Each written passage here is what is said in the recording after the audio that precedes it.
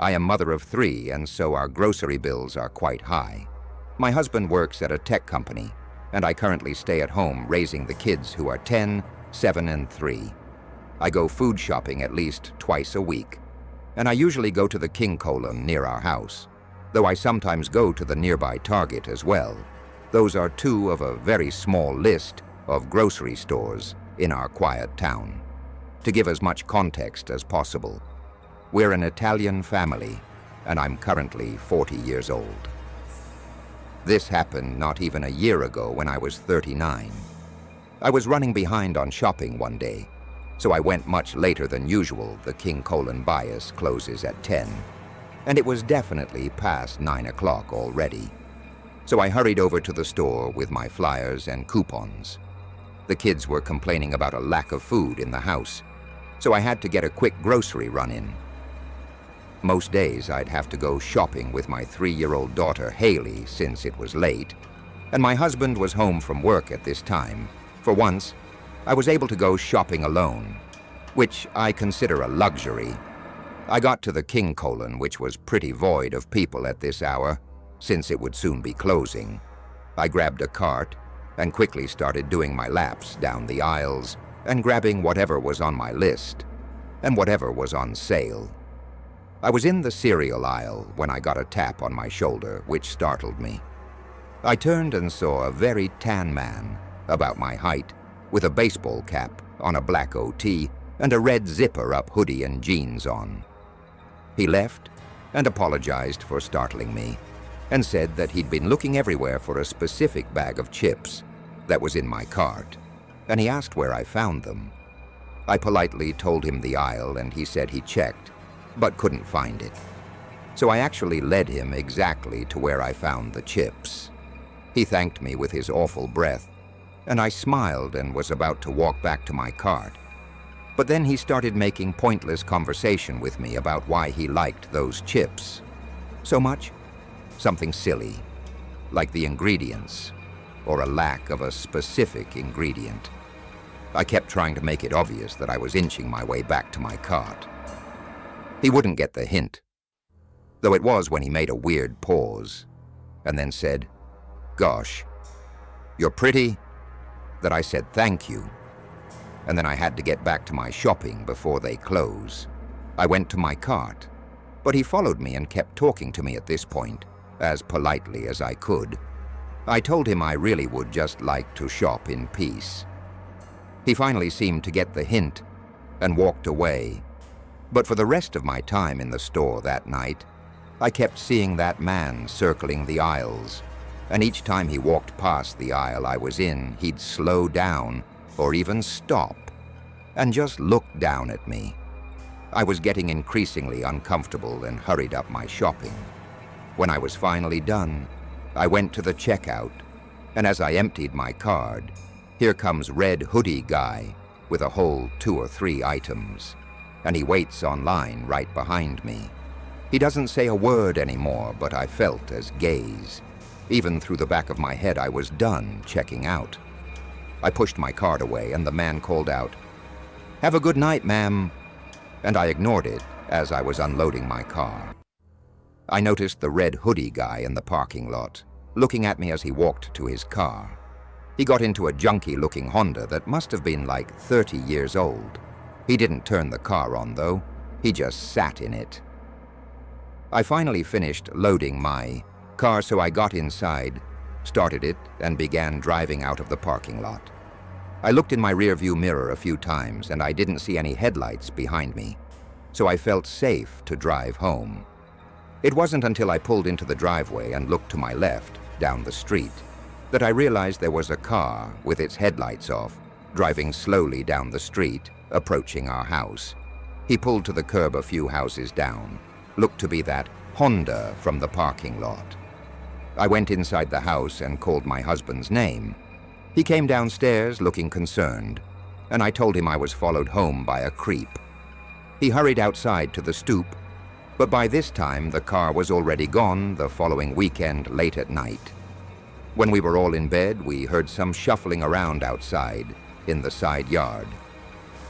I shook my husband to go check what it was, and he went to slide the window open. He saw someone right below the window trying to open the side, gates the backyard.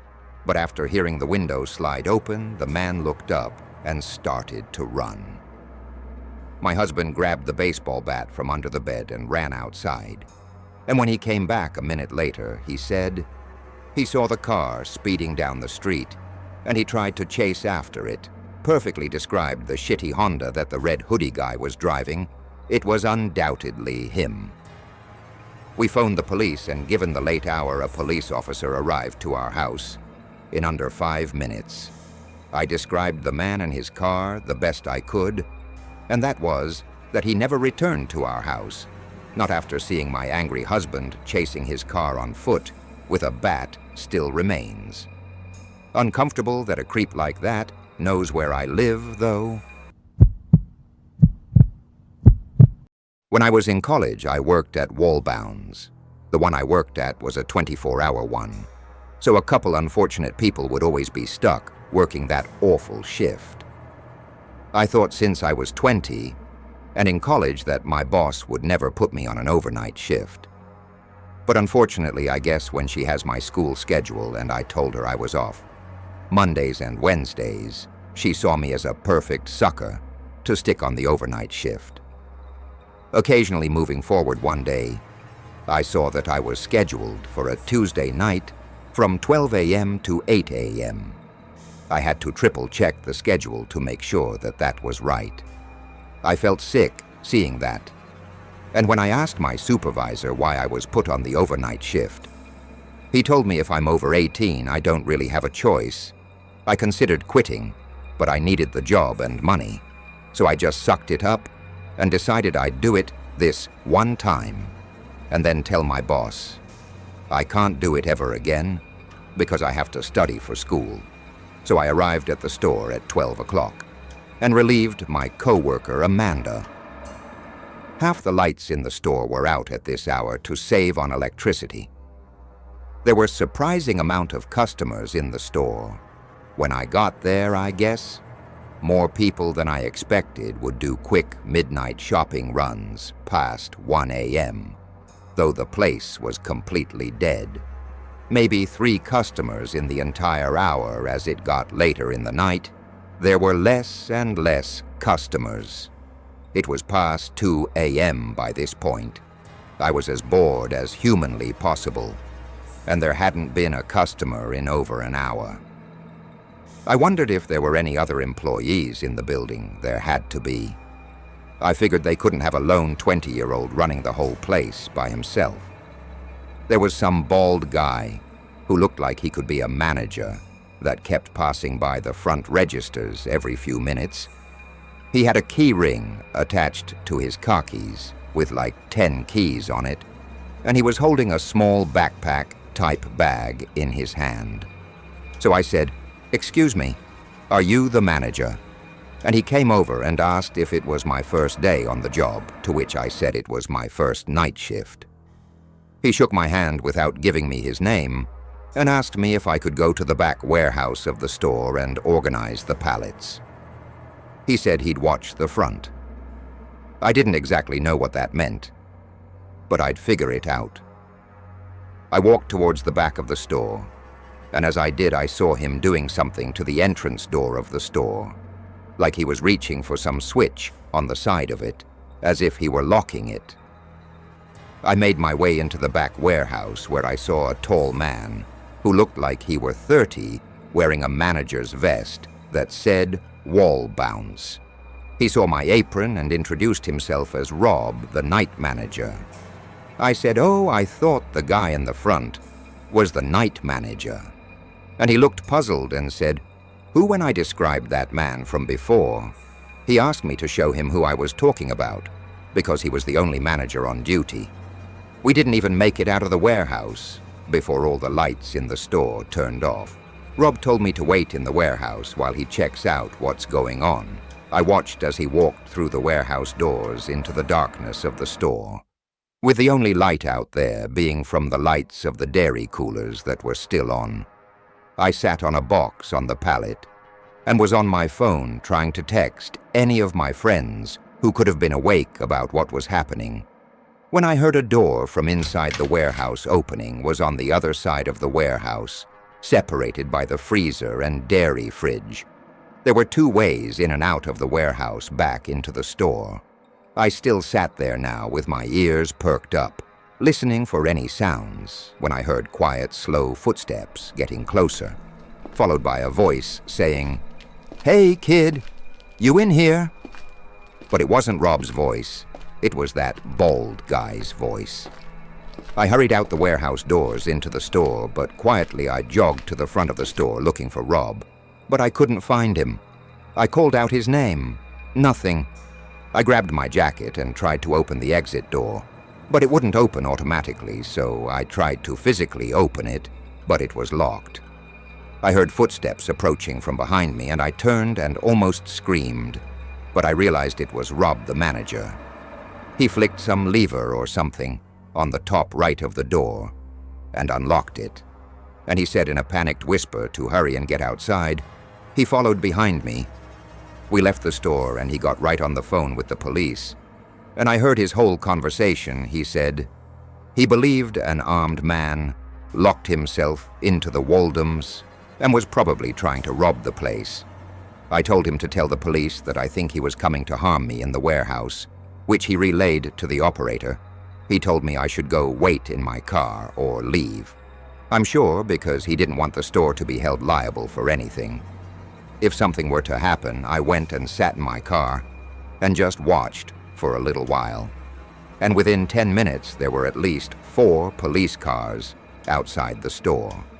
They all went inside for a while, and I didn't see whatever was going on, so I left. I didn't quit after that, though the next time I went into work, I was told all about what happened by my supervisor. The security footage showed that bald man circling the place, acting suspicious, checking if the coast were clear to do whatever he was planning to do. After locking the doors, he cut the lights in the store. The cameras showed him going straight to the warehouse, where he told me to go. That's the scariest part to me, because if he were armed and robbing the place, he could have been on his way to put a gun to my head or something. The camera showed him leaving through the emergency exit in the warehouse, way before the police arrived. In the end, I never worked an overnight shift again after talking to my boss, and I stayed at that job for another few months. I'm not sure if that man was ever identified. I used to work as a night restock worker at a supermarket in a somewhat rural town. The store was called Great American. It was the biggest and best supermarket in the area my shift would be, as soon as the store would close at 10. I'd work from 10 p.m. to 3 a.m., the latest restocking the shelves and organizing everything before the next operating day. I, of course, had the keys to the store for the after hours. It would be a team of 2 myself and one other, either Terry Carter or Alfonso. Tonight I was supposed to be working with Terry. I arrived to the store and let myself into the back, where all the inventory yet to be stocked. To us, I started my work using the pallet jack to bring a whole pallet of boxes out to the shopping floor.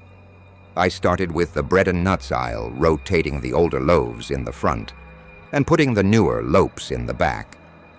Halfway through, I realized I hadn't seen Terry yet. I walked to the back area of the store where the inventory was, where we leave our belongings. He wasn't back there yet. I left the back door cracked open with a door stopper for him when he would show up. So I went back to work for another half hour, and with still no sign of Terry, I once again went to the back of the store. He wasn't in there, but I noticed the back door was shut. I assumed that meant Terry was here somewhere. I went to open the back door and saw the door stopper was outside, which I thought was weird, that he kicked it outside instead of bringing it in. I called Terry's name and it echoed through the room. He didn't call back, so I decided to call him.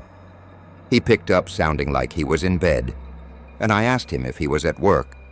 He said he wasn't coming in tonight because he was sick.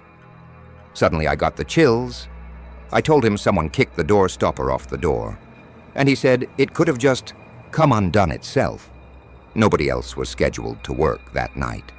I told him feel better, and we hung up. I wasn't sure if I was convinced that the door stopper came undone itself, because I kicked it under the door pretty tightly.